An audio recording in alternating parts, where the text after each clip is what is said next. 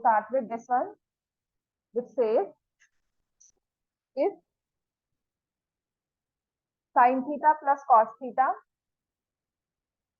is equal to P and secant theta plus cosecant theta is equal to Q, prove that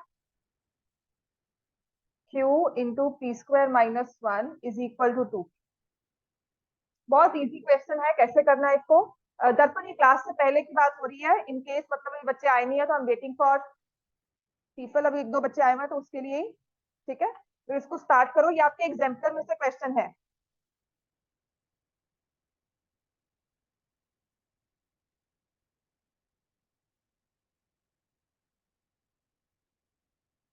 this is from exemplar. तो ऐसे क्या करेंगे, ऐसे वाले question मैंने कहा था कि कुछ नहीं समझ में आता ना तो लेफ्ट हैंड साइड ले लो, उसमें वैल्यूज पुट कर दो। क्यू क्या है आपका, secant theta plus cosecant theta, और पी क्या है, sign theta plus cos theta, उसका होल स्क्वायर माइनस 1।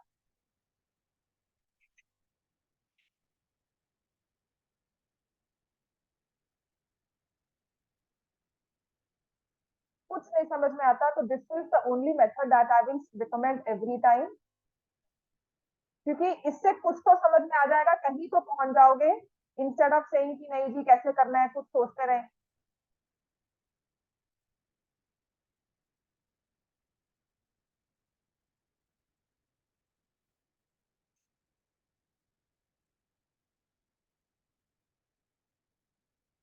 तो यहाँ से समझ में आएगा, प्रूव हो गया है, और ये डिराइव भी हो जाता है, मतलब you can directly squaring both sides करके भी आप ये कर सकते हो solve, but I still find this a lot better.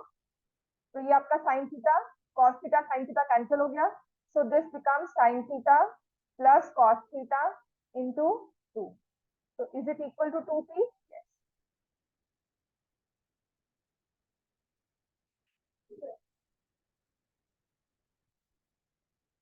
Date sheet आ गई। हाँ तो जी,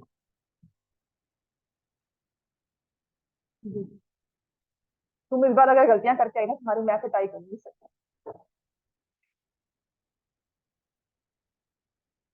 सच में। Your mistakes are like irrelevant, सब कुछ आता है, एक होता है कॉन्सेप्ट समझ नहीं आता है, इसको समझ कब आता है, ओरली टेस्ट में कब आता है। तुम लिखने के चक्कर में प्रैक्टिस करो, मतलब मैं अगर एक बार कहती हूँ होमवर्क के लिए, तू 4 बार करके आओ। ऑनलाइन नहीं बेटा, मार्क्स आएंगे तो अच्छे लगेंगे, वही जो गलती हो रही है वो कैसे ठीक होंगी, 4 बार करने से ही ठीक होगी। उस 4 बार को मत सोचना, वो सोचना उससे तुम्हारे मार्क्स आ रहे हैं। Kaysha why are you online?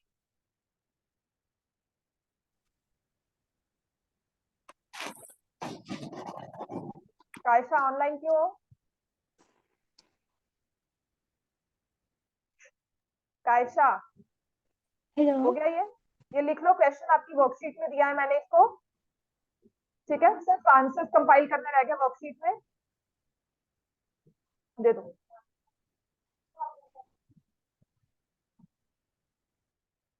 Root 3 tan theta is equal to 3 sin theta sine sine theta and cos theta. तो पेन मत लेकर आना। क्या ये है, व्हाट इज दिस नॉनसेंस? हाँ, पेन के बिना हम आते हैं मैथ क्लास में। मैंने ना फाइन रखना शुरू कर दिया जिसके पास पेन नहीं हुआ, स्पेशली मैथ क्लास। फिर उस फाइन को इकट्ठा करके ना व्हील पार्टी लास्ट में ना, हफ्ते के बाद बहुत बच्चे निकल आएंगे, फिर हम पार्टी दिया करेंगे सब। क्लियर हो गया ये मत सोचना मैं रखूंगी फाइन को, मैं नहीं रखती है। कॉस थीटा किसके इक्वल आ गया, 1/√3। समझ में आ गया? अब आपने ये कॉस थीटा 1/√3 ना स्टैंडर्ड वैल्यू में कहीं मेरे पास कुछ नहीं आता, तो इसमें हमें क्या करना होता है, फिर ट्राइंगल ड्रॉ करना है, हमारी एक्सरसाइज 8.1। ठीक है, ये थीटा ले लिया, √3 हाइपोटेन्यूज हो गया, ये 1 हो गया। अब ये वाली साइड निकालनी है, तो √3 का होल स्क्वायर माइनस 1 का होल स्क्वायर अंडर रूट, तो ये 2 स्क्वायर रूट आ गया, है ना। अब तुम्हें कहा है कॉस थीटा तुमने निकाल दिया, अब तुम्हें साइन थीटा निकालने को कहा जाए तो तुम क्या करोगे, √2/√3। अब इसको रैशनलाइज भी कर सकते हो। हाँ उसमें डाउट थी। क्लियर हो गया? एक और क्वेश्चन करवाती हूँ जब तक सब नहीं आते। हाँ कायशा, आप क्यों ऑनलाइन हो? उसने बताया नहीं मुझे। मैम मैं ठीक दी थी। रेयांश तुम क्यों ऑनलाइन हो? साइंस का टेस्ट है इसलिए? मैम नहीं, मेरे को वायरल हो। वायरल हुआ हुआ है यार। अब ये चीज है, this is if cosecant theta minus sine theta is equal to √5, show that cosecant theta plus sin theta is equal to 3. So sometimes it will come as show that, and many times it might come as prove, find the value of. ठीक है? तो cosecant minus sign 5 के equal है, तो कहते हैं cosecant plus sine की value निकालो। हाँ जी, क्यों नहीं आए बच्चे आज? बाकी साइंस टेस्ट इशू तो बीमार है, ठीक है, अभी तक नहीं थी कोई। बड़ा बुरा हाल है यार। ध्यान रखो सब बच्चों अपना। और ये अच्छा करते हैं। आहिल, लव्या नहीं आया अभी तक, गौतम, धृति, जसलीन ये नहीं आ रही, नव्या इज हियर, सानवी नहीं आएगी आज, हाँ सानवी ने बताया था, जिस्मीत आई है, कायशा ऑनलाइन, दर्पण ऑनलाइन, कबीर नहीं आया, रेयांश ऑनलाइन, आरुष, आरव नहीं आ रहा, वो भी बीमार है, ईशवी बीमार है, और सिंजन, गुरलीन, राघव, कनंदिनी। तो बच्चे आप समझाएं। हाँ जी, क्या करना चाहिए इसमें? तो we have cosecant theta minus sine theta as √5। इसमें हम क्या कर देंगे? Squaring both side. cosecant square theta plus sine square theta -2 cosecant theta sine theta is equal to 5। cosecant square theta plus sine square theta -2 is equal to 5, और है cosecant square theta plus sine square theta is equal to 7।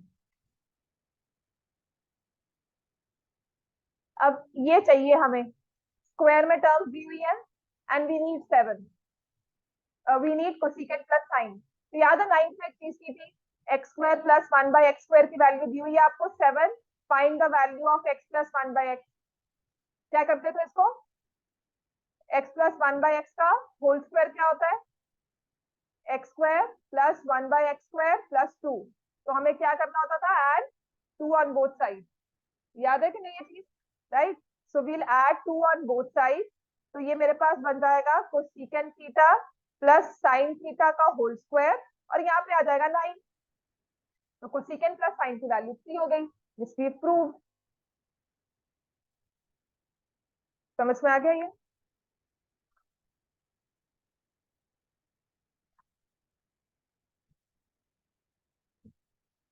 Clear हो गया ना इतना?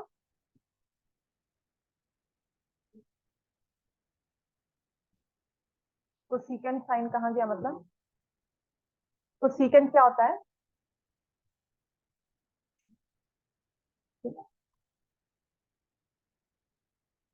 बाकी बच्चे नहीं आएंगे आज, पक्का है? करवाऊं आगे से एप्लीकेशन? तो करवा दूंगा आज। किस किस को आनी है एप्लीकेशन? केवीएम के बच्चों को आनी है ना? और कबीर नहीं आया अभी, उसको फोन कर दो। साइन क्यों रखा हुआ? टेस्ट है इसलिए। हम्म? चलो एक क्वेश्चन और लिखो, ये आप खुद, आपने खुद करना है। If X is equal to, ये वाला क्वेश्चन पेपर में आ जाएगा, X is equal to a sin theta and y is equal to b cos theta, calculate या इवेल्युएट। या तो प्रूव करना आता है या कहते हैं इसकी वैल्यू निकालो। क्या है? b² x² plus a² y।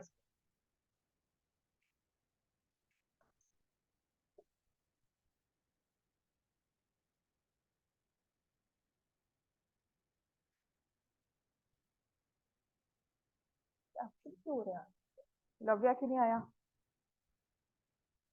कुछ आइडिया है? गौतम भी साइंस का टेस्ट होगा इसलिए नहीं आया। धृति के बाद जसलीन।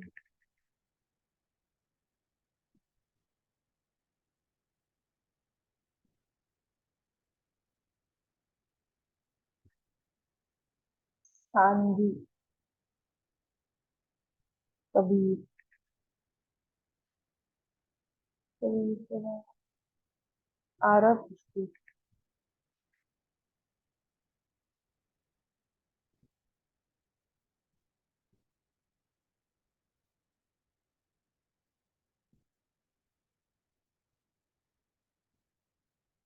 ठीक। चलो अब हम करेंगे एप्लीकेशन ऑफ ट्रिग्नोमेट्री, आगे क्वेश्चन स्टार्ट करते हैं। पर पहले मैं आपको ना बुक में मैंने आपको, अच्छा ये तो करो चलो, सॉरी।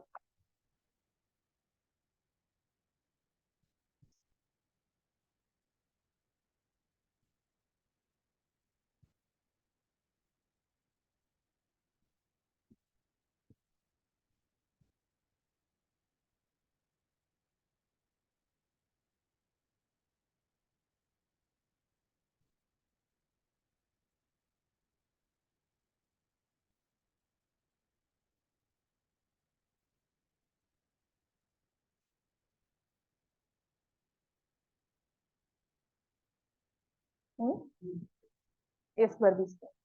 आपने क्या किया, बी स्क्वायर दिया हुआ है, एक्स की वैल्यू लिखी, A sine theta whole square, A square दिया हुआ है, y की वैल्यू लिखी B cos theta whole square. So it will be B square A square sine square theta plus A square B square cos square theta. तो क्या हो जाएगा, B square A square common ले लोगे, sine square theta plus cos square theta, and that will be equal to B square A square, B square A square. समझ में आ गया? तो ये क्वेश्चंस में जैसे दिया होता है वैसे ही करना है। अब आते हैं हम लोग एप्लीकेशंस में। तो जो कल मैंने आपको क्वेश्चन करवाया था, पहले तो बुक निकालो अपनी, बुक में एक क्वेश्चन रहता है, ट्री वाले क्वेश्चन के बाद विल डू क्वेश्चन नंबर 3, वो भी आ जाता है पेपर्स में, और क्वेश्चन नंबर 3 पे केस स्टडी भी बनकर आ सकती है, राइट? तो जो अब हम एप्लीकेशन कर रहे हैं ना ट्रिग्नोमेट्री में, द क्वेश्चंस ऑफ एप्लीकेशन, इसमें क्या हो रहा है, you are given one triangle one angle,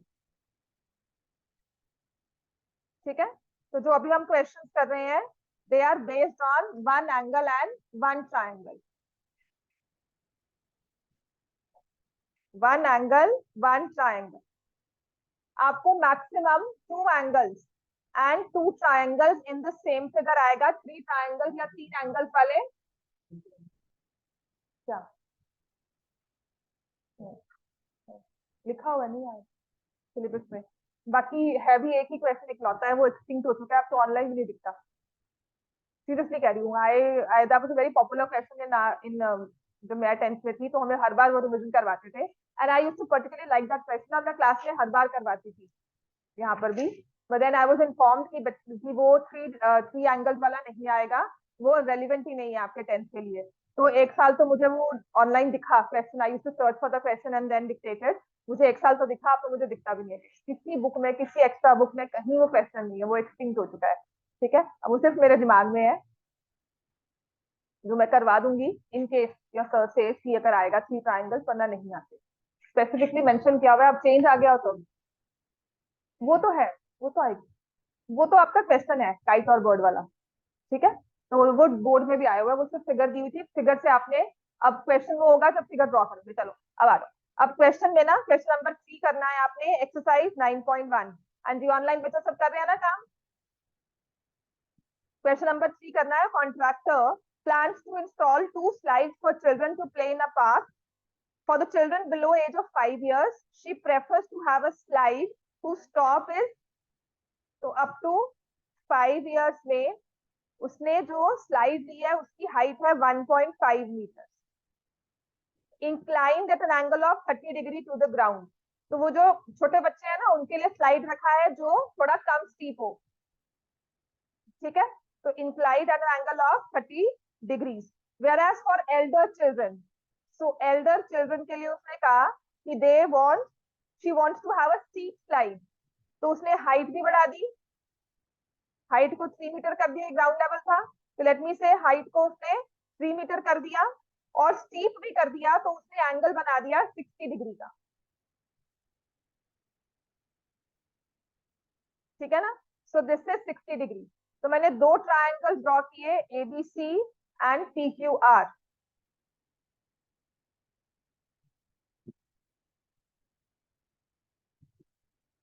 What should be the length of slide in each case? तो यहाँ पर AB is the height of slide और यहाँ पर PQ is height of slide 2.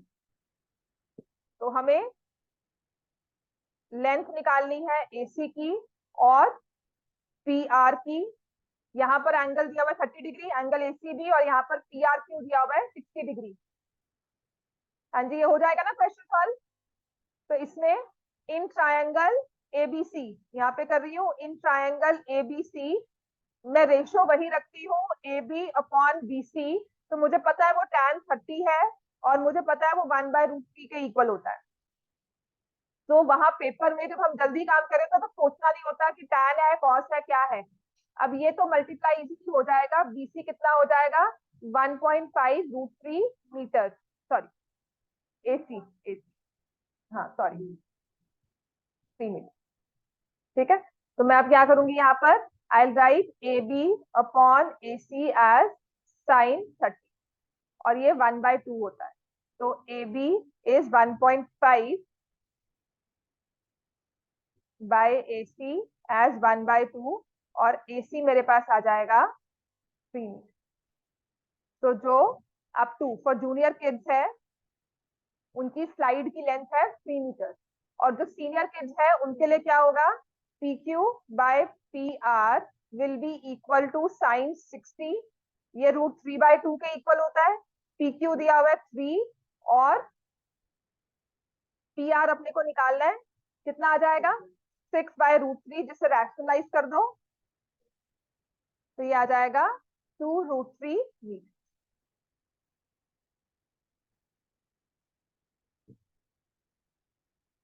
Question number 4 पे आओ. फिगर ड्रॉ करने की कोशिश करो क्वेश्चन 4 में. ट्रिग्नोमेट्री ओवरऑल कैसी लगी है? इजी है डिफिकल्ट है? इजी लगी सबको? क्वेश्चन नंबर 4 में क्या है? The angle of elevation of the top of a tower from a point on the ground. तो पहले तो इसमें ना स्ट्रक्चर को आइडेंटिफाई करना है. टावर का हुआ है तो टावर एक vertical line, angle of elevation मतलब नीचे खड़े होकर. नीचे कहाँ खड़े हो? ग्राउंड लेवल या ग्राउंड थोड़ा सा ऊंचे. मतलब इन एनी केस आपकी जो हाइट है या ऑब्जर्वेशन पॉइंट है वो टावर से छोटा ही होगा. ठीक है, the angle of elevation of the top of a tower from a point on the ground. तो point on the ground is P which is 30 meters away from the foot of the tower is 30 degree. AB is the tower of height h meter.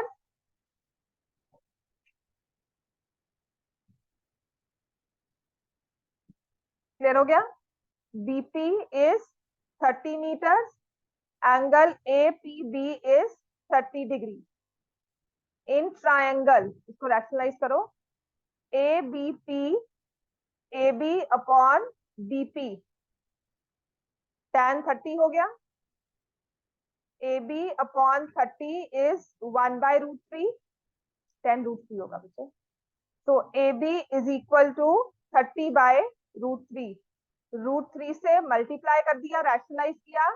सो 30√3/3 तो ये आ जाएगा 10. तो height of the tower is 10√3. आप लिखोगे इसको height of tower is equal to 10√3 metres.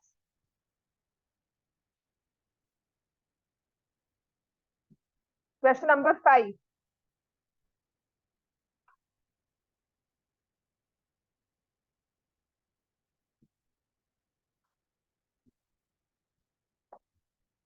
सबको clear हो गया? ये ऑनलाइन बच्चे तो बैठे हुए पढ़ रहे हैं. दर्पण तो पढ़ रही होगी, बाकी कायशा रेहान यस मैम. कर रहे हो ना question solve? Yes ma'am. Kaysha तुम? Yes, ma'am. A kite is flying at a height of. तो जब हाइट कहा जाती है ना तो वो परपेंडिकुलर डिस्टेंस होता है. जब भी हाइट कही जाएगी ना it will be perpendicular distance. तो काइट फ्लाई कर रही है at a height of 60 metre above the ground. तो मैंने ये ग्राउंड लेवल ले लिया. This is A, this is B. So AB is the height of kite which is 60 metre. तो ए पोजिशन, ए पॉइंट क्या हुआ, काइट। समझ में आ गया, point A will be kite. The string attach, तो स्ट्रिंग तो काइट को अटैच होती है ना, तो कहते जो स्ट्रिंग अटैच की हुई है ना वो टेम्पररी एक ग्राउंड को टाई किया हुआ है, तो ऑब्वियसली कोई नट लगा होता है या कुछ लगा होता है, उसको टाई किया हुआ है। The inclination of the string with the ground is 60 degree.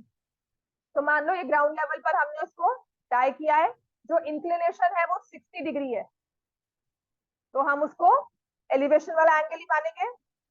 The length of string निकालनी है हमें, तो वो हो गया AC is the length of string. But it says there is no slack in the string. इसका मतलब क्या हुआ, नो स्लैक, सीधी है, बिल्कुल स्ट्रेट है, मतलब स्लैक का मतलब ऐसा नहीं जा रही है। इस चीज को हम निग्लेक्ट करते हैं, हालांकि अगर काइट को आप देखोगे तो वो हल्का सा स्लैक देकर फिर आती है, ठीक है। तो हम प्रैक्टिकली उसकी लेंथ निकालने के लिए स्लैक को इग्नोर करते हैं और मानकर चलते हैं कि स्लैक नहीं है, बिल्कुल स्ट्रेट है, राइट। तो यहाँ से हम लिखेंगे इन ट्रायंगल ABC, यहाँ पे राइट एंगल बन रहा है, मुझे AC की लेंथ निकालनी है, तो AB upon AC is sine 60। Sine 60 किसके इक्वल होता है, √3/2। AB दिया हुआ है 60, AC निकालेंगे √3/2।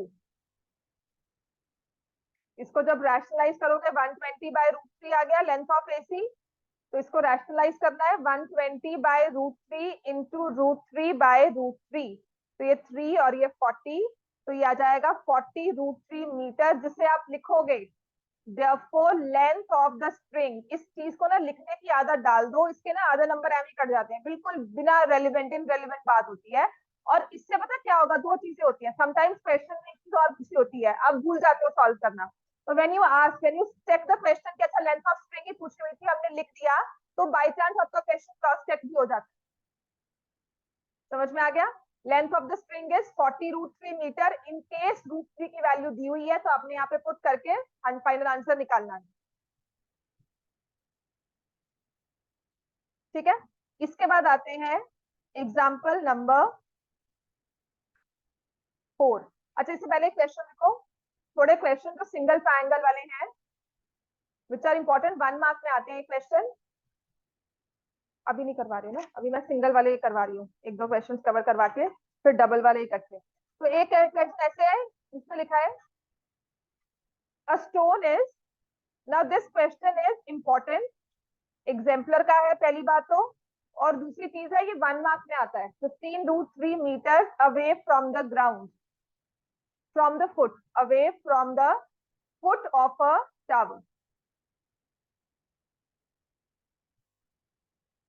which is 15 meters high. A tower 15 meters high. Now it says find the angle of elevation of the top of the tower from the stone. कोशिश करो figure draw करने की इसमें।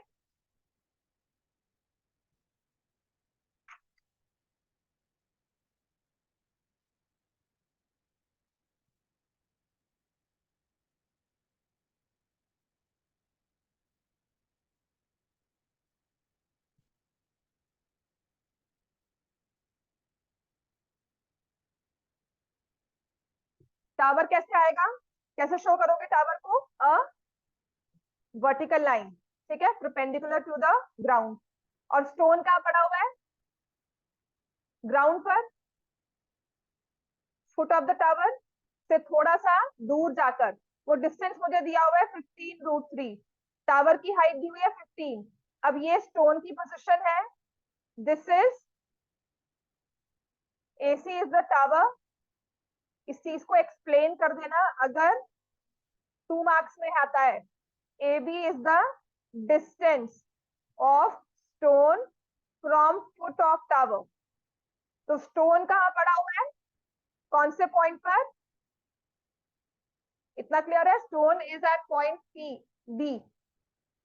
तो कहते हैं कि अगर स्टोन पे खड़े होकर आप top of the tower check करते हो, if you stand at this point B और फुट ऑफ टावर को टॉप ऑफ द टावर देखते हो तो एंगल क्या बनता है? 60-30. tan theta is 15 upon 15√3. 60 कैसे? 1/√3 हो गया, ठीक है। तो tan थीटा किसके इक्वल आ गया? tan 30 theta will be 30 degree. एक हाइट कम है, सिंपल सी बात है। ठीक है, सिर्फ तुम्हारी रेशो कॉट बनेगी, रेशो कॉट। डिप्रेशन नहीं लेना ना एंगल। उसने कहा है the angle of elevation of the top from the stone. अगर तुमने इसको ऐसे करके भी लिया है ना, पहले तो गलत हो जाएगा, उसके मार्क्स नाम के डिस्क्रिप्शन में जाती है टीचर की, वो मार्क्स काट भी सकता है क्योंकि दिया ही नहीं हुआ, एंगल ऑफ एलिवेशन लिखा हुआ है। फिर ये एंगल इसके इक्वल होता है, पैरेलल लाइंस होगी ना, ऑल्टरनेट इंटीरियर एंगल। ये फंडामेंटली आपका गलत है क्वेश्चन। अगर तुम ऐसे ड्रॉ करोगे विदाउट मेंशन, डिप्रेशन नहीं दिया हुआ, तुम डिप्रेशन दिखा रहे हो, मार्क्स बिल्कुल कट जाएंगे। समझ में आ गई बात है? तो यहाँ से 15√3 और दूसरी चीज पता क्या होती है? If I am looking at an object which is fix, आपका ये टावर है, बिल्कुल छोटी सी बात है। अगर मुझे यहाँ फैन को देखना है इस रूम में, तो मैं ऐसे करके फैन को देखूंगी, मेरा जो टिल्ट है गर्दन का वो ज्यादा होगा। But if I am looking at your face, the tilt will be less. अगर आप खड़े हो जाओ, आपको मैं इतना टिल्ट करके नहीं देखूंगी। तो होता क्या है, this is a very fundamental चीज, एक बहुत बेसिक सा कॉन्सेप्ट है।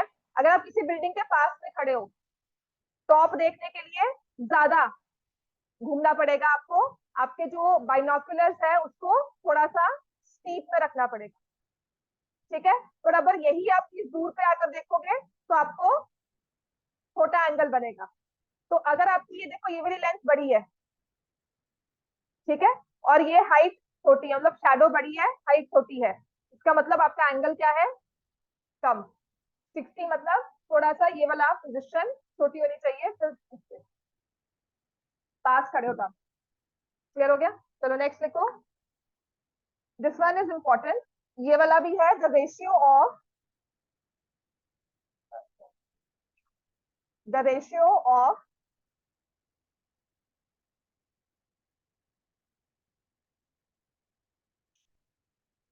लिखो, the ratio of length of pole, the ratio of length of pole and its shadow is 1:1। अब क्वेश्चन में तो क्या लिखा होता है? फाइंड द ऑल्टीट्यूड या फिर elevation of the sun. Shadow है ना, तो सन की एलिवेशन बताओ। अब क्या होता है, सन की रेज पड़ेगी, दिन में खड़े हो तो सन की रेज जब पड़ रही है तो ऐसा तो नहीं होगा ना कि ये रेज जहां जा रही है।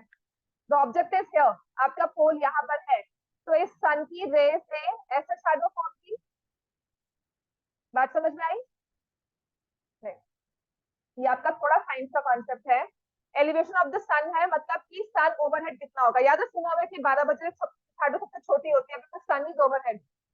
और एक जीरो शैडो वाला पॉइंट भी आज अभी डेट हो कर चुकी है, अगर बताओ कल थी ना 18 को, जीरो शैडो की। At exactly this moment your shadow will be, there will be no shadow of your जो भी ऑब्जेक्ट बाहर रखा हुआ है, बिकॉज सन एग्जैक्टली ओवरहेड है उस पॉइंट पर, ठीक है। तो इसका मतलब ये तो सन यहाँ पर बना हुआ है, आपका पोल ऐसे है, तो सन की कोई रे टकराकर जब यहाँ पर पड़ा होगा तो शैडो बनी होगी इस तरह से, ठीक है। तो उसने नोटिस किया कि जब शैडो बनी है, जितनी रेशियो जो दी हुई है लेंथ और शैडो की, 1:1 है। तो let the length of tower की length of pole be x metre, let the length of pole equal to x meter and let the shadow length, जो भी लेंथ ऑफ शैडो बनी है वो भी x मीटर है। तो इसका मतलब वो कहता है कि अगर ऐसी चीज है तो बताओ कि सन का एलिवेशन क्या है। समझ में आ गया? सन किस एंगल पर पॉइंटेड है towards the earth, towards that object. तो सबके लिए वैसा ही होता है ना, एक पर्टिकुलर एरिया में सबके लिए वही एलिवेशन होगा, वही एंगल होगा, यही वाली लाइन होगी ना। केवल आ गया, कौन सी वाली? हाइपोटेन्यूज तो निकालेंगे ना। शैडो कहाँ आती है, हवा में उड़ती है। शैडो कौन सी होती है, जो ग्राउंड में होती है कि यहाँ ये देखो ये पोल है ए बी। शैडो कौन सी होगी, जो ग्राउंड पे आएगी या इसकी होगी। शैडो इज बीसी, ग्राउंड पे जो प्रोजेक्ट हो जाती है।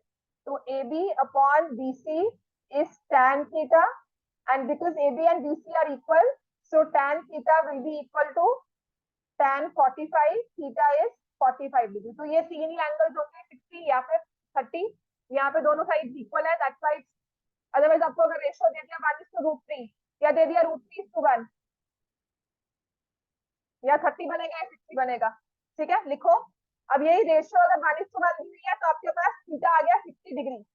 बी पार्ट लिखो, ratio is 1:√3, height to shadow, height to shadow ratio is 1:√3। तो यहाँ पर आप क्या लिखोगे, x मीटर, शैडो क्या होगी √3x। बात समझ में आ गया। करना वही यूज है, x upon √3x is equal to tan theta. Theta कितना आ जाएगा सर, बात समझ में आ गया। और अगर यही सी पार्ट लिखो, रेशियो इज √3:1।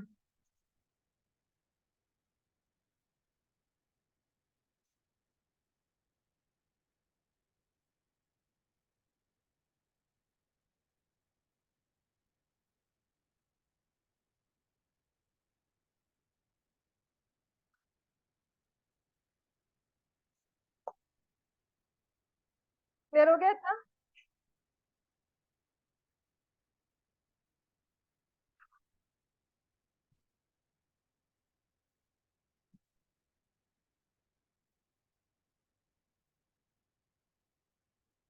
नेक्स्ट लिखो,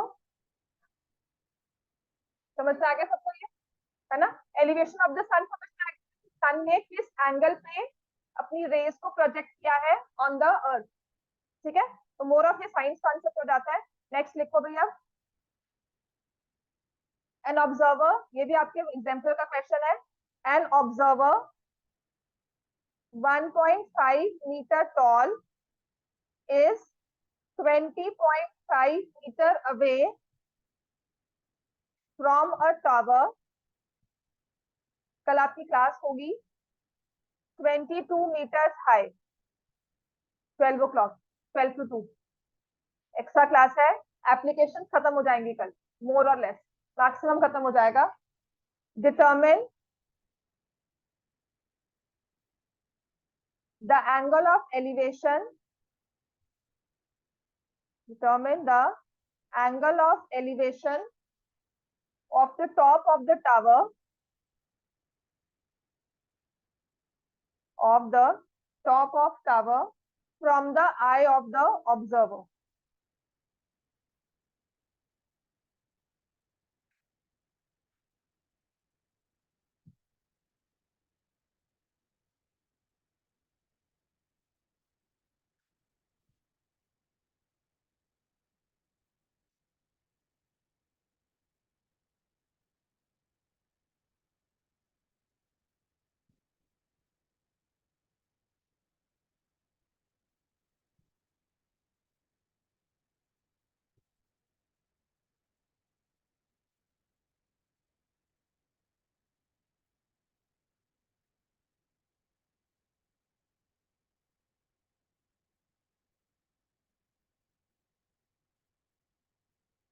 ठीक है, अब देखो कैसे इसकी फिगर ड्रॉ करनी है। एक तो टावर है ना, उसकी हाइट आपको दी हुई है 22 मीटर्स। जो ऑब्जर्वर है वो 1.5 मीटर टॉल है, मतलब ग्राउंड लेवल पर नहीं खड़ा हुआ, सिर्फ ग्राउंड पर ही नहीं डॉट है, उसकी हाइट भी थोड़ी सिग्निफिकेंट हो जाती है। और वो कितनी दी हुई है 1.5 मीटर। बात समझ में आ गई कि वो भी कुछ हाइट पे खड़ा है, 20.5 meter away from the foot of the tower. So AB is the tower, CD is the observer। यहां से उसने नोटिस किया है टॉप को, ऑफ कोर्स आई लेवल उसका पॉइंट बी पर आ गया। तो now it says find the angle of elevation of the top of the tower from the eye of the observer। तो थीटा की वैल्यू निकालनी है मुझे। ठीक है, A B is the tower जिसकी हाइट है 22 meter, C D is the observer of height 1.5 meters, B E की लेंथ कितनी हो गई 1.5 मीटर और डीई की लेंथ कितनी हो गई 20.5। व्हाट अबाउट एई 22 माइनस 1.5 करोगे वो भी कितना आ जाएगा 20.5। ये लिखना जरूरी है, इतना एक्सप्लेन करोगे अगर ये 2 मार्क्स में आता है। 1 मार्क्स में भी थोड़ा बहुत एक्सप्लेन करोगे और फिर यहाँ पे राइट एंगल भी ड्रॉ करना है आपने, ठीक है। और फिर कौन से ट्राइंगल में काम कर रहे हो वो भी लिखना है, इन ट्राइंगल एडी, ट्राइंगल को मेंशन करते हैं हमेशा, AE अपॉन ED। मैंने फिर से tan थीटा ही लिया, AE दिया हुआ है 20.5, इसको भी 20.5। चाहे ये बहुत ऑब्वियस है फिर भी आप लिखोगे, सब्जेक्टिव पेपर है, ट्रिग्नोमेट्री ही यूज करनी है, तो थीटा विल बी 45 डिग्री। समझ में आ गया इतना? तो ये क्वेश्चन है जिसमें 1 एंगल और 1 ट्राइंगल होता है।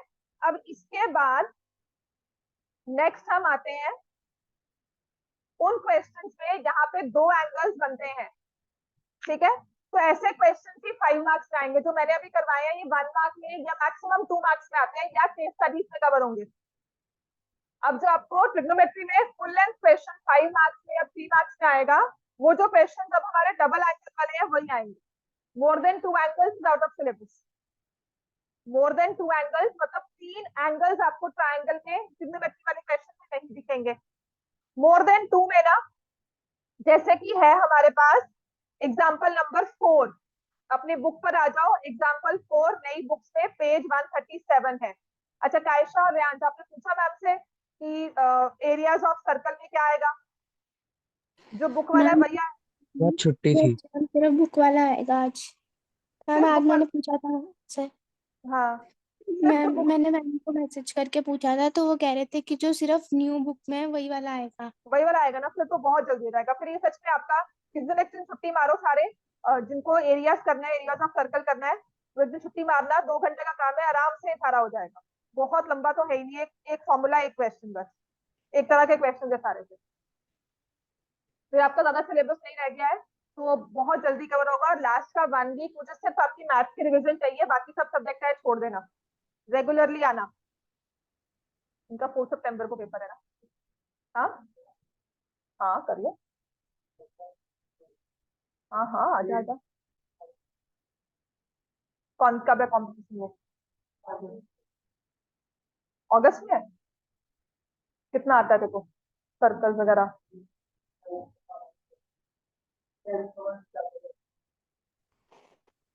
एरियाज करवा दूंगी, सरफेस एरिया वॉल्यूम फ्रस्ट्रम आएगा उसमें जो डिलीटेड है 10th का, पूछ ले, आ सकता है ना, तो कैसे करना है वो। एक्चुअली एनटीएससी में ना काफी कुछ आता है, पर वो 10th में उसने डिलीट कर दिया, पता नहीं क्यों डिलीट किया, मतलब करना चाहिए था थोड़ा बहुत तो। फ्रॉम अ पॉइंट, अब आ जाओ क्वेश्चन नंबर, एग्जांपल नंबर 4, ठीक है ना। इसमें देखो पहली चीज तो क्या है, when you look at this question, when you read the question, 2 angles check करना, एंगल्स एलिवेशन एंड डिप्रेशन है वो चेक करना। एलिवेशन का मतलब होगा आप नीचे से ऊपर देख रहे हो, you are standing at a point which is below, और डिप्रेशन मतलब ऊपर से नीचे देख रहे हो। समझ में आ गई बात? From a point P on the ground, तो एक ग्राउंड लेवल मैंने मार्क कर लिया, इस पर मैंने पॉइंट पी बना दिया। कहते हैं इस पॉइंट से, फ्रॉम मतलब यहां पर खड़े हो आप, from a point P on the ground the angle of elevation मतलब मैं ऊपर कुछ देख रही हूँ। Less variation, less disease of the parent plant get transferred to the new plant. क्या कायशा? हाँ जी, कौन बोला अभी? The angle of elevation of the top of a 10 meter tall building, 10 meter tall building पर एंगल ऑफ एलिवेशन जो कह रहा है दैट इज 30 डिग्री। तो AB is the building, figure को एक्सप्लेन भी करना है, बिल्डिंग ऑफ हाइट 10 मीटर, और एंगल ऑफ एलिवेशन जो है APB वो दिया हुआ है 30 डिग्री। उसके बाद कहते हैं कि इस बिल्डिंग के ऊपर ना एक फ्लैग होइस्ट किया हुआ है, तो फ्लैग को भी ऑफ कोर्स एक स्ट्रेट लाइन में, एक वर्टिकल लाइन में शो किया जाएगा, है ना। तो वो यहाँ पर दिखाने के लिए ऐसा फ्लैग बना देते हैं, ये फ्लैग है, पर हम टॉप ऑफ द फ्लैग को यही मानेंगे, ठीक है। A flag is hoisted at the top of a building, so let me take AC as the flag. An angle of elevation of the top of flagstaff from P, flagstaff ये हो गया top उसका, और यहाँ से अगर angle of elevation check किया तो वो आता है 60 डिग्री, एंगल 45, सॉरी, वो मुझे दिया हुआ है एंगल 45 डिग्री। तो एंगल CPB समझ में आ गया, ये इज 45 डिग्री। तो जो एंगल आपने मार्क किया है ना, वही दो ट्रायंगल्स लेने होते हैं। एक ट्रायंगल लिया जाएगा ABP और एक ट्रायंगल लिया जाएगा CBP। Find the length of Flagstaff, तो मुझे फाइंड करना है AC कि फ्लैग जो है उसकी डंडा जो है वो कितना लंबा है, और दूसरा distance of building from point P, कितनी दूरी पे खड़े हो, ठीक है। तो सबसे पहले तो जो दो ट्रायंगल्स है वो ले लेंगे। In triangle ABP, AB upon BP, देखो मैं रेशियो वही रखती हूँ, I will take tan 30 degree, AB 10, BP निकालना है, tan 30 होता है 1/50, BP कितना आ जाएगा 10√3 मीटर। फिर दूसरा ट्रायंगल ले लोगे CDP, राइट एंगल देखना है, और जो एंगल हमने दो मार्क किए हैं वो देखते हैं। तो CBP देखा, CB upon BP tan 45, tan 45 तो सबसे अच्छा लगता है क्योंकि इसकी कैलकुलेशन भी बड़ी अच्छी हो जाती है। तो CB is equal to BP आपने निकाला था tan√3, ठीक है। अब मुझे AC की लेंथ निकालनी है, तो मैंने CB को लिख दिया AC plus 10 is equal to 10√3। Clear है इतना सबको? साथ साथ अगर लिख रहे हो क्या ये क्लियर है हमें? इफ यू वांट देख लो, उसके बाद लिखना है तो वो भी कर सकते हो, 10√3 माइनस 10, तो AC कितना आ जाएगा, 10 कॉमन लिया, √3 minus 1 meter. So length of the flag staff is 10 into √3 minus 1। हाँ, और √3 की वैल्यू क्योंकि मुझे दी हुई है, तो AC is equal to 10 1.732 minus 1 put किया, तो 10 मल्टीप्लाइड बाय 0.732, तो कितना आ जाएगा 7.32 मीटर। मतलब ये जो फ्लैग स्टाफ है, जो फ्लैग लगा हुआ है, उसकी रॉड जो है, उसमें जो हमने पाइप यूज किया है उसकी लेंथ है 7.32 मीटर। और distance of the building, distance of the building हम क्या करेंगे, इज इक्वल टू BP, और BP की आपने लेंथ क्या निकाली थी 10√3, 10 इंटू 1.732, 17.32। क्लियर हो गया इतना? एग्जाम्पल नंबर 5 करेंगे आप।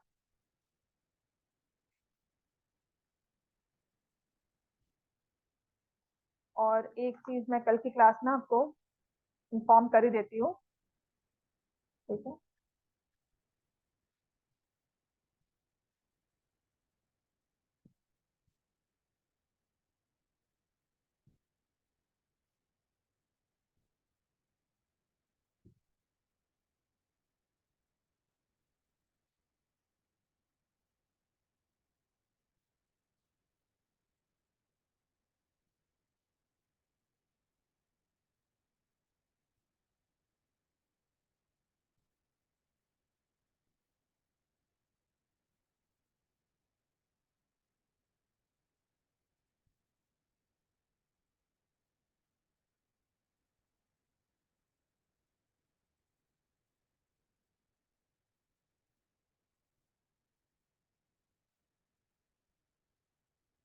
चैप्टर नंबर कौन सा है? 12, 13, 12 है ना, 13।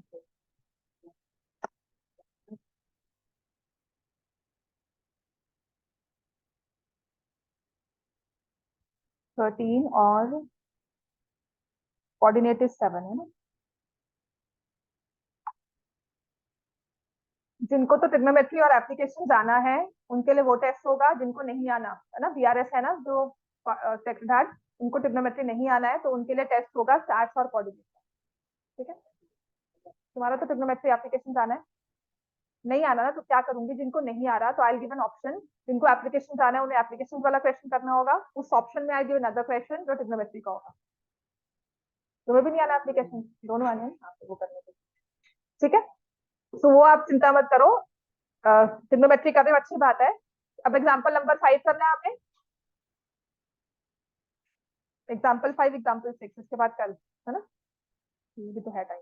The shadow of a tower standing on a level ground is found to be, तो टावर है ना, पहले तो टावर बना दिया, अब इसकी शैडो ग्राउंड लेवल पर होगी, ऑफ कोर्स ये ग्राउंड लेवल हो गया।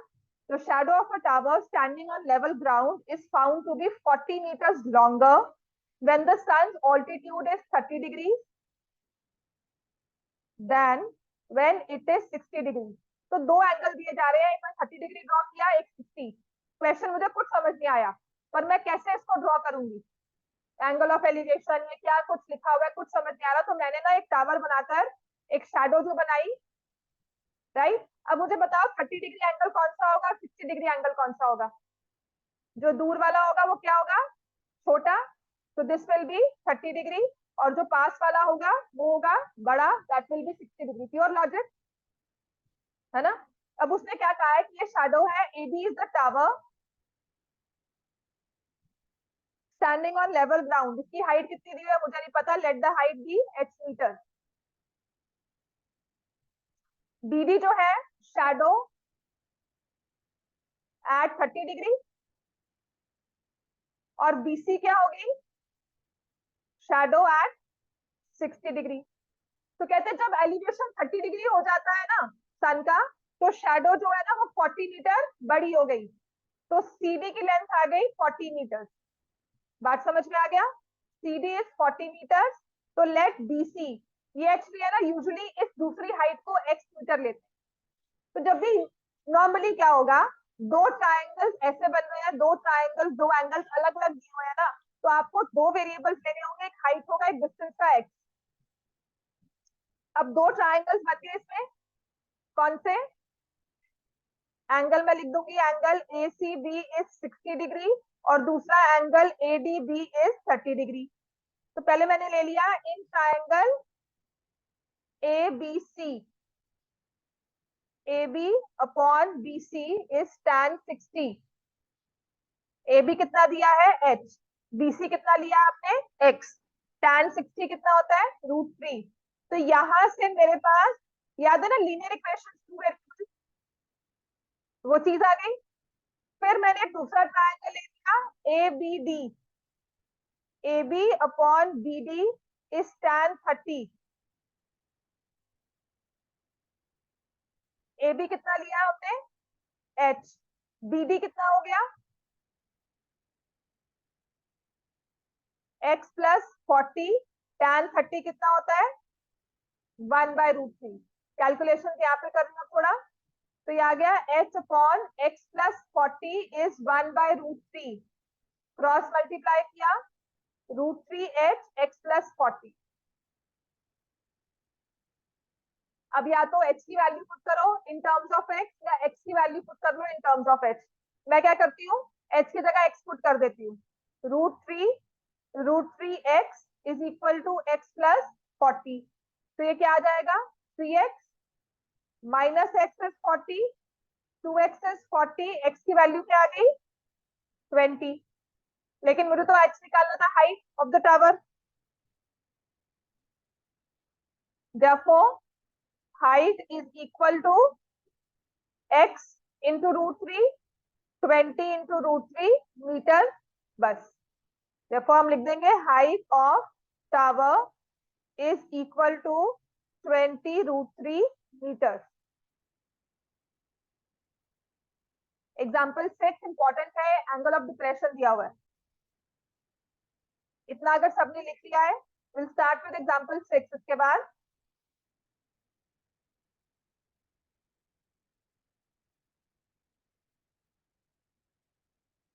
ऑनलाइन सबने लिख दिया है?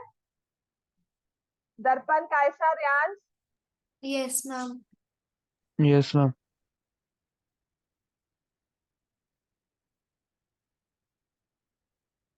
एग्जाम्पल 6 आ जाओ। बहुत कम क्वेश्चन है एंगल ऑफ डिप्रेशन वाले। ये एक और है, ये इंपॉर्टेंट पता क्यों है? क्योंकि इसमें दो बिल्डिंग दी हुई है, कौन सी बड़ी है कौन सी छोटी वो समझ नहीं आता। तो हमें देखना कैसे होता है। देखिए इसमें लिखा है angle of depression of top and bottom, कुछ समझ नहीं आएगा। Of an 8 meter tall building from the top. कहाँ खड़े हो? किस पर? From the top of multi storage. देखो मुझे दो समझ में आया, एक तो बिल्डिंग है, एक लिखा है मल्टी स्टोरेज बिल्डिंग। ठीक है, तो कहते हैं कहाँ खड़े कहाँ है। आपको क्या लग रहा है इस क्वेश्चन में? अगर सिर्फ इंग्लिश पढ़ते हैं, the angles of depression of the top and bottom, कौन सी बिल्डिंग पे खड़े हो? Of an 8 meter tall building, एक बिल्डिंग को डिफाइन किया हुआ है एज 8 मीटर टॉल बिल्डिंग, दूसरी लिखी है टॉप ऑफ मल्टी स्टोरेज। तो कहां से खड़े हो? देखो फ्रॉम द टॉप कहा हुआ है, फ्रॉम। फ्रॉम कहां से? मल्टी स्टोरेज बिल्डिंग के टॉप से दूसरी बिल्डिंग को देख रहे हैं। तो this multi storage building is taller than this 8 meter tall building. समझ में आ गया? ये 8 मीटर वाली बिल्डिंग हो गई और दूसरी बिल्डिंग हो गई multi storage. AB is the building which is 8 meters tall. CD is the multi-storage building of height h meters. अब एंगल ऑफ डिप्रेशन कैसे शो करना है? यहां पर खड़े होकर ना, अब कहां कहां देख रहे हो? Top and bottom of 8 meter tall building. Top, यहां खड़े होकर, सी पर खड़े होकर I look at point A and I look at point B. तो एंगल ऑफ डिप्रेशन कैसे बनता है? हमेशा एंगल लाइन ऑफ साइट के साथ बनेगा। तो मैंने ग्राउंड लेवल पे तो लाइन ऑफ साइट बनाई, यहां पर I draw line of site जिसको डॉटेड शो करते हैं।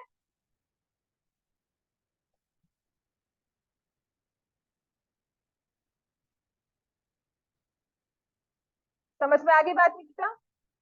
ये क्वेश्चन में ना समझ नहीं आता कौन सी बिल्डिंग है कौन सी मल्टी स्टोरेज, कहाँ खड़े हो रहे हो। अगर आप कुछ भी ले लेते हो ना, इन केस आपने इसको छोटा ले लिया मल्टी स्टोरेज को और दूसरी वाली को बड़ा ले लिया, ठीक है, गलती ये होती है, हो सकती है, क्योंकि डिप्रेशन तो नहीं होनी चाहिए। अगर लेते हो तो आपका आंसर नेगेटिव में आएगा।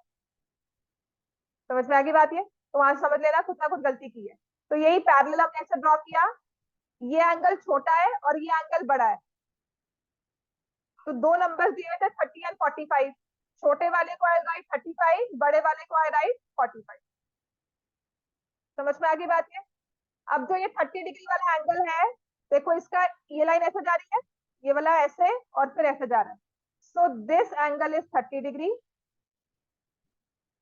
और ये 45 वाला इस वाली आर्क को टच कर रहा है, इस वाली लाइन सेगमेंट को, तो यहाँ पर ये हो जाएगा 45। ये 90 है और ये भी 90।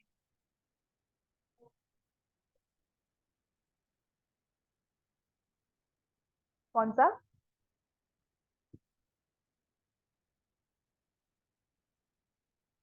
इसको लेना ही है ना, क्योंकि ना मुझे ये डिस्टेंस नहीं चाहिए ना आपका, इसमें से कोई ब्रेकेज वगैरह मुझे कुछ नहीं चाहिए।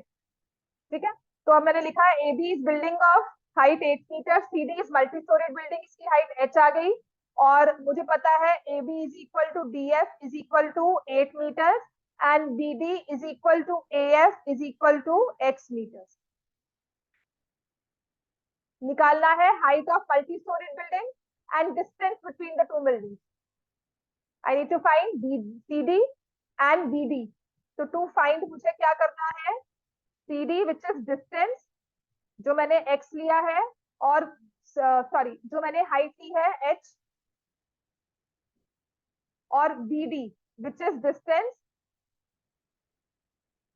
जो मैंने लिया है x मीटर। समझ में आ गया? फिर से वही बात, आपने एंगल्स ऑफ डिप्रेशन को शो किया और फिर आप लिख भी सकते हो, therefore you can take it like this that angle ECB, ये चीज ना दिखानी बहुत जरूरी है। आप यहाँ पे लिख लोगे angle E C B is equal to angle C B D.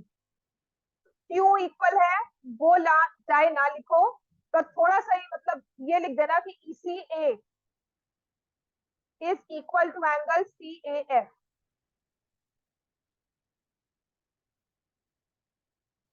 तो डीएफ भी 8 मीटर आ गया। What about C F? C D कितना था, उसमें से डीएफ को माइनस कर दिया। सी डी कितना लिया था आपने, एच। डीएफ कितना है, 8। कितना आ गया, एच माइनस 8 मीटर। बात समझ में आ गई सबको ये?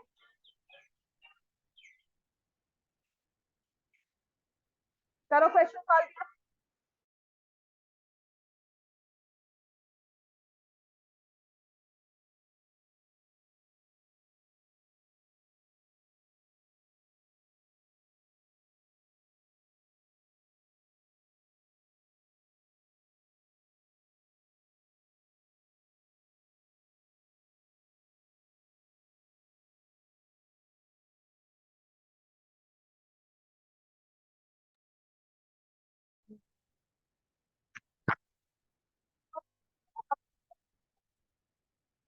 और एक राइट एंगल, और जो छोटा दो एंगल 30 और 45 ना वो देखना है। एक राइट एंगल देखो, 30 डिग्री वाला जो एंगल है ना उसके साथ सी एफ बन रहा है, और जो 45 वो सी डी बी आ रहा है। हाँ।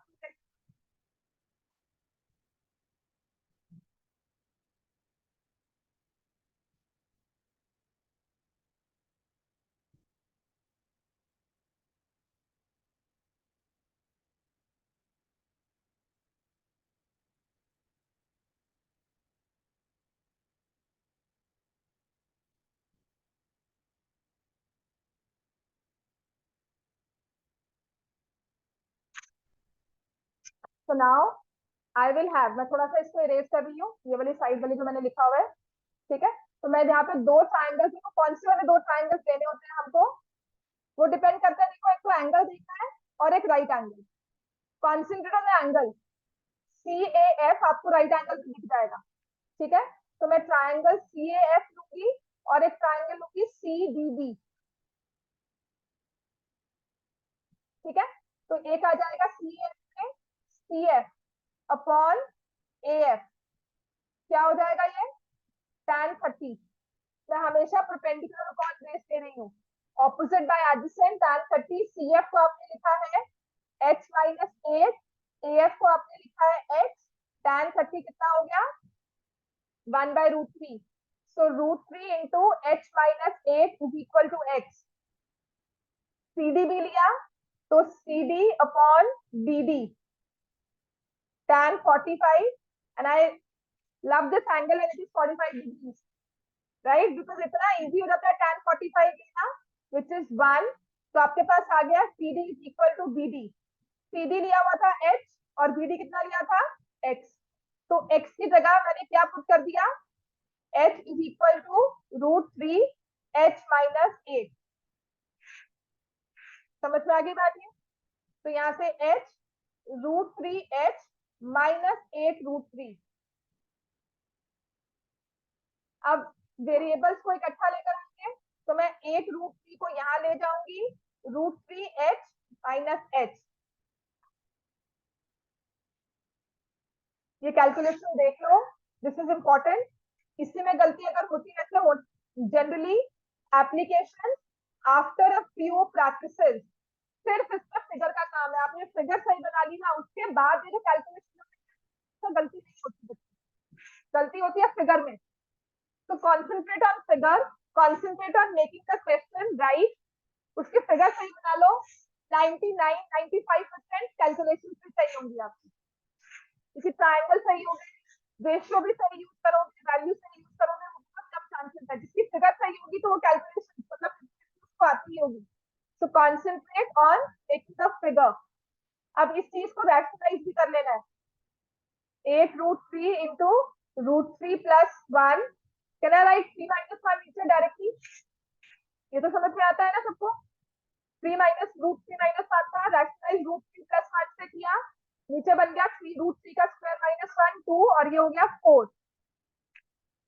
अगर मैं इसको मल्टीप्लाई करूंगी 4√3 इंटू √3 12 हो गया plus 4 this is height of the tower. अगर हाइट ऑफ टावर ये है 12 प्लस 4√3 तो डिस्टेंस कितना है? क्या आया था आपके पास? h is equal to x. So distance is also same. Height of the multi-storied building. बस लास्ट क्वेश्चन है, इसके बाद छुट्टी दे रही हूँ, ठीक है?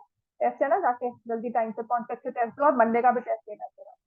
Test height of multi-storied building will be 12 plus 4√3 meter और √3 की वैल्यू दी है, ठीक है? And next distance between the two buildings.